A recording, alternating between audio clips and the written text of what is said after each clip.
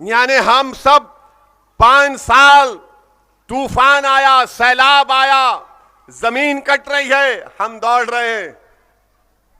सीमांचल की जनता ने उनको कामयाब किया तो उन्होंने हमारी पार्टी को धोखा दिया।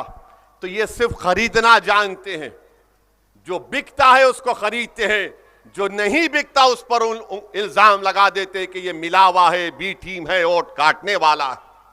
तुम जितने जितने इल्जाम लगाते लगा लो, मुझे उसकी फिक्र नहीं है, क्योंकि जब हम सब दोबारा जिंदा किए जाएंगे उस वक्त ये जो इल्जाम लगाने वाले हैं, तुम तैयार रहना, अल्लाह के दरबार में तुमको जवाब देना पड़ेगा। जब मुझे कोई फिक्र नहीं है, अल्हम्दुलिल्लाह मुझे कोई फिक्र थी ना रहेगी, तुम्हारे इन झूठे इल्जामात की मैं परवाह भी नहीं करता। बल्कि सुनो राजद और कांग्रेस के लोगों, तुम्हारी झूठ को मैं अपनी जूती पर भी नहीं रखता हूं। तुम सिर्फ झूठ बोल सकते हो। 22 उनके उम्मीदवार राजद ने दिए, अगर आप माले को मिला लेंगे और फिर आप सीपीआई को मिला लेंगे, मल्ला की वीआईपी पार्टी को मिला लेंगे, तो 32 उम्मीदवार में सिर्फ 2 मुसलमान हैं और 17% आबादी मुसलमानों की बिहार में है। और लालू जी और तेजस्वी हम पर इल्जाम लगाते हैं कि ओवैसी वोट काटने को आया है। अरे तुम्हारे परिवार से 2 और 22 में हमारे 2, बताओ ये कौन सा इंसाफ है मेरे अजीज दोस्तों और बुजुर्गों? ये आपको सोचना है। मैं आपसे कह रहा हूं, ये सिर्फ आपका वोट हासिल करना चाहते हैं। ये आपको सम्मान नहीं देंगे, ये आपको आपका जायज मुकाम नहीं देंगे, ये सिर्फ वोट हासिल करते जाएंगे, बीजेपी का डर दिखाएंगे, मोदी की बात करेंगे। अरे सबसे ज्यादा नुकसान अगर बीजेपी के 10 साल में किसी को हुआ, क्या लालू जी और तेजस्वी का घर तोड़ा गया बुलडोजर से? बोलो आप। बुलडोजर तो मेरे घर पर चला। अतीक को गोलियां मारी गई, क्या तुम्हारी औलाद पर गोलियां किसी ने चलाई? शहाबुद्दीन जेल में थे तो सीवान की सरजमीन शहाबुद्दीन को नहीं मिली दफनाने के लिए। हम पे जुल्म हुआ, क्या तुम्हारी बेटियों से हिजाब खींचा गया? क्या हमारी अज़ाओं पर गालियां दी गई? किसने किया ये? 100 साल का मदरसा बिहार का जला दिया गया। बताओ आप कौन है deputy chief minister? Tejashwi Yadav हैं।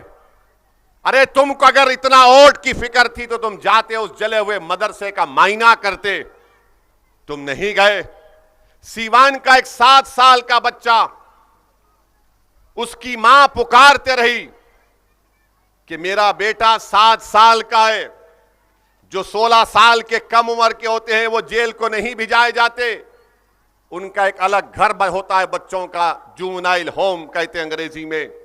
वो मां पुकारते रही, वो मां कहते रही तेजस्वी से कि तेजस्वी मेरा बेटा 7 साल का है, जेल मत भिजाओ।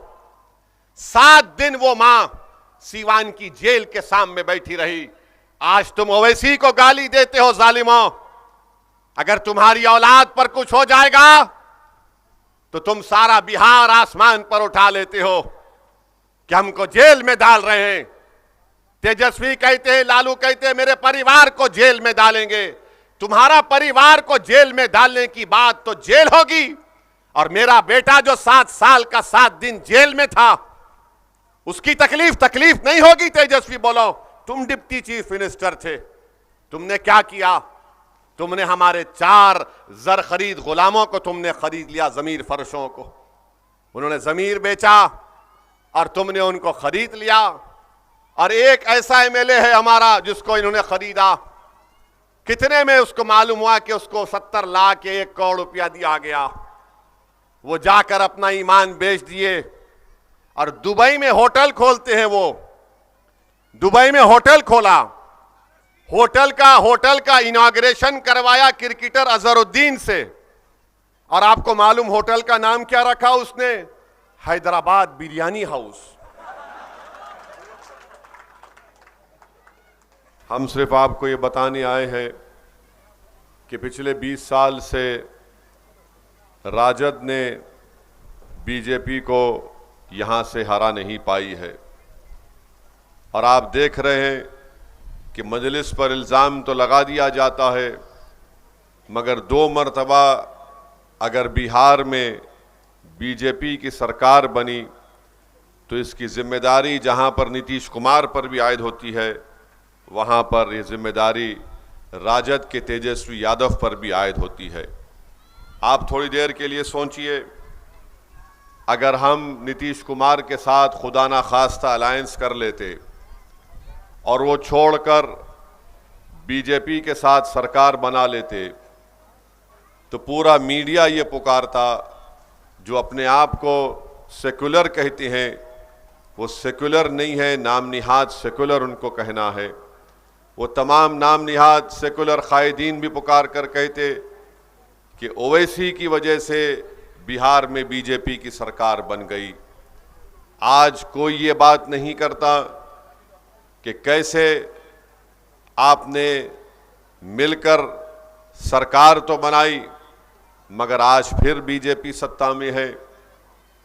2015 में क्या क्या कस्में खाई थी ये राम और श्याम की जोड़ी जो लालू और नीतीश कुमार है, और कहा था कि हम कभी बीजेपी को बिहार में आने नहीं देंगे। नीतीश कुमार ने छोड़ दिया, लालू ने नीतीश का साथ छोड़ दिया, बीजेपी की सरकार बन गई। मैं आपको बताना ये चाहता हूं कि आपने तो वोट दिया था बीजेपी को रोकने के लिए, मगर आज बिहार में अगर बीजेपी की सरकार है तो क्या ये जिम्मेदारी राजद पर आयद नहीं होती है? मेरे अजीज दोस्तों और बुजुर्गों, फिर मैं आपको बताना चाह रहा हूं कि हम पर इल्जाम लगाने वाले ये भूल जाते हैं कि हम सिर्फ किशनगंज लड़े, पूर्णिया, कटिहार, अररिया हम नहीं लड़े। अगर हम वो लड़ते तो क्या हो जाता मालूम आपको? ये लोग इलेक्शन लड़ भी नहीं पाते, और हम इसलिए नहीं लड़े क्योंकि अख्तरुल ईमान की दरिया दिली की वजह से हम नहीं लड़े। उन्होंने कहा कि सर तस्लीमुद्दीन साहब मरहूम सीमांचल के गांधी के नाम से याद किए जाते हैं, तो हम उनके बेटे के खिलाफ उम्मीदवार ना खड़ा करें। फिर दूसरा उन्होंने कहा कि सर हम सिर्फ किशनगंज लड़ते हैं, सीमांचल की एक ही सीट हम लड़ेंगे। मैं कहता रहा, मगर मुझे अपने प्रदेश के सदर की बात को मानना पड़ा, और उसका नतीजा क्या निकला? राजद ने हमारे 4 एमएलए को खरीद लिया। अख्तरुल ईमान साहब, आफ्ताब साहब, मंजलिस के कई सैकड़ों अराकीन ने 5 साल मेहनत की हैदराबाद से माजिद हुसैन के साथ, और सीमांचल की जनता ने वहां पर हमारे 5 एमएलए को कामयाब किया। लालू यादव ने और तेजस्वी यादव ने, नीतीश कुमार ने उस 4 एमएलए को खरीद लिया। और क्यों खरीदा उन्होंने? क्योंकि वो नहीं चाहते थे कि बिहार में आपकी एक सियासी लीडरशिप बनकर उभरे। लालू को तकलीफ हो गई, तेजस्वी परेशान हो गए। ये कौन लोग हैं जो हैदराबाद से आकर बिहार में एक मुसलमानों की अल्पसंख्यक समाज की सियासी लीडरशिप को पैदा कर रहे हैं? इनको तकलीफ इस बात की हो गई कि वो समाज के लोग हैं जो हमारी सामने नजर मिलाकर नहीं बात करते, जो उनको कहते हैं वो उसका हुक्म मानकर तामील करते हैं। ये कौन है जिन्होंने आज हमारे सामने इनको लाकर खड़ा कर दिया? तकलीफ तेजस्वी को क्यों हुई, नीतीश को क्यों हुई? क्योंकि ये समझते हैं कि मुसलमान इनका बंदी है, मुसलमान इनका यरगमाल बना के रखेंगे, मुसलमानों को गुलाम बना कर रखेंगे और जैसे चाहे उनको इस्तेमाल करेंगे, इनका इस्तेसाल करेंगे, इनको धोखा देकर वोट लेंगे। मगर मजलिस जब बिहार में आई तो हमने इन तमाम से कहा कि अब हम तुम्हारे मोहताज नहीं रहेंगे, अब हम तुम्हारी गुलामी नहीं करेंगे, बल्कि हम अपने वोटों से अपनी पार्टी के उम्मीदवारों को कामयाब करके हम अपने मुस्तकबिल के फैसले हम खुद करेंगे। तो ये बात किसी को पसंद नहीं आई। बीजेपी परेशान हो गई कि आखिर कौन लोग हैं ये जिसका हम डर दिखाते थे, आज वो जमहूरियत को मजबूत कर रहे हैं। तो मेरे अजीज दोस्तों और बुजुर्गों, हमारे 4 एमएलए खरीद लिए, दिल नहीं भरा तेजस्वी का और उनके बाप का। तो जिस दिन मतदान था किशनगंज का, उस दिन लालू यादव जो अब ज़ईफी में आ चुके हैं, उन्होंने एक वीडियो बनाकर कहा कि अख्तरुल ईमान को वोट मत दो, कांग्रेस का साथ दे दो, तुम्हारे वोट काटने के लिए ओवैसी आया है। अरे लालू जी, तुम यहां से हार गए पाटलिपुत्रा से, क्या तुमने भी कुछ पैसे लेकर हारे थे क्या बीजेपी से? बताओ बताओ तेजस्वी, तुम्हारी बहन 2-2 मर्तबा हार गई, कितने की डील तुम्हारी हुई थी बीजेपी से? बताओ हमको। 2019 में 1 सीट पर मंजलिस लड़ी किशनगंज से, अख्तर भाई को 3 लाख वोट, करीब 3 लाख वोट मिले। 40 में से 1 ही सीट जीतती है गठबंधन, वो किशनगंज से। बताओ तुमने कितने पैसे लेकर मोदी से सीट हार गए अपनी तुम? अगर आज भी तुम सीट हारोगे, तुम मेरी बात को लिख के रख लो, ये अपने वीडियो में महफूज रख लो, ये नहीं रोक पाएंगे बीजेपी को। आप मेरी बात को लिख के रख लो, ये नहीं रोक पाएंगे। अब मैं जब ये बात कहूंगा तो कल से ये राजद के चमचे, ये दम छल्ले पुकार पुकार कर कहेंगे, देखो ओवैसी ने कह दिया।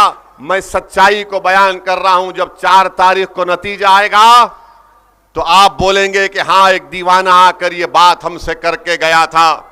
मगर देर मत करो, ये नहीं रोक पाएंगे मेरे भाई। इनके पास दमखम नहीं है, इनके पास मर मिटने का जज्बा नहीं है।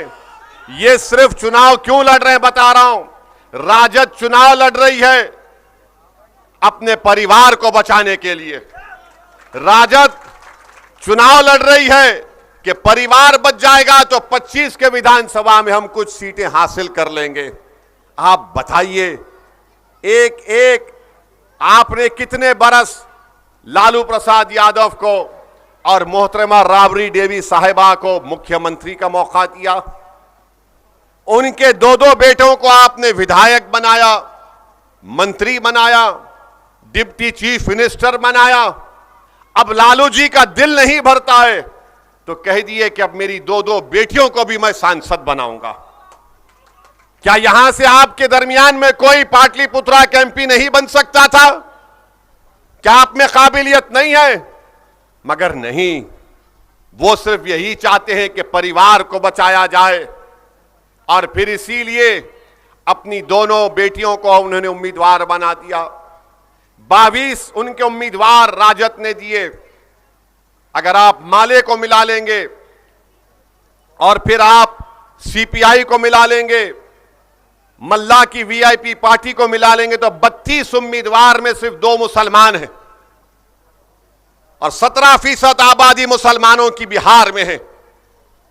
और लालू जी और तेजस्वी हम पर इल्जाम लगाते हैं कि ओवैसी वोट काटने को आया है।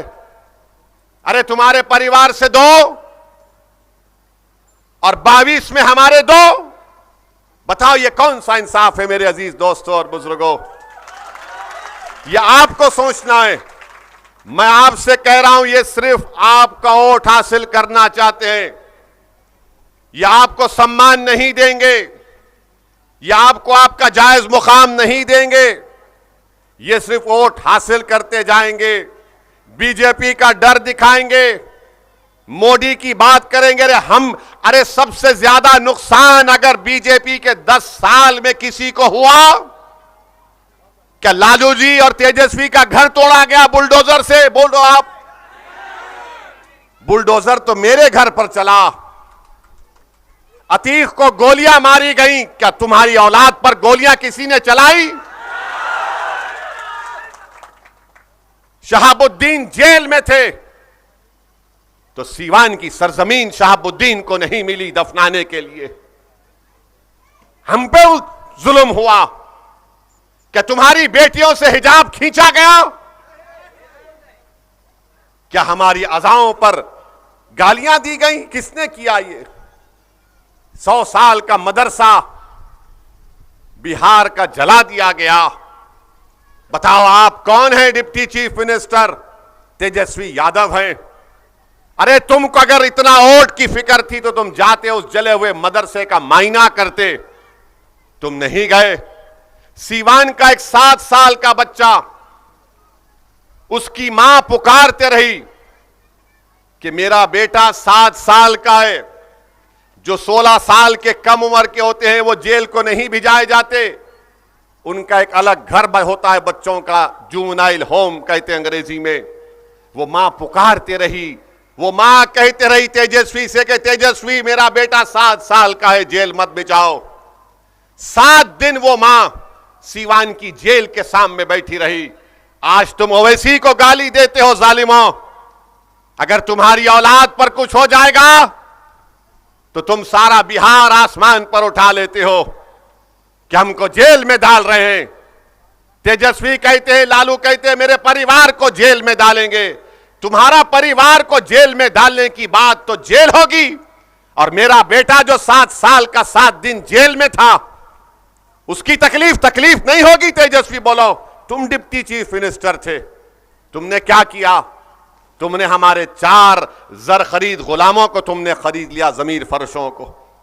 उन्होंने जमीर बेचा और तुमने उनको खरीद लिया। और एक ऐसा एमएलए है हमारा जिसको इन्होंने खरीदा, कितने में उसको मालूम हुआ कि उसको 70 लाख या 1 करोड़ रुपया दिया गया। वो जाकर अपना ईमान बेच दिए और दुबई में होटल खोलते हैं। वो दुबई में होटल खोला, होटल का इनॉग्रेशन करवाया क्रिकेटर अजहरुद्दीन से। और आपको मालूम होटल का नाम क्या रखा उसने? हैदराबाद बिरयानी हाउस। यानी हम सब 5 साल तूफान आया, सैलाब आया, जमीन कट रही है, हम दौड़ रहे हैं। सीमांचल की जनता ने उनको कामयाब किया तो उन्होंने हमारी पार्टी को धोखा दिया। तो ये सिर्फ खरीदना जानते हैं, जो बिकता है उसको खरीदते हैं, जो नहीं बिकता उस पर इल्जाम लगा देते कि ये मिलावा है, बी टीम है, वोट काटने वाला।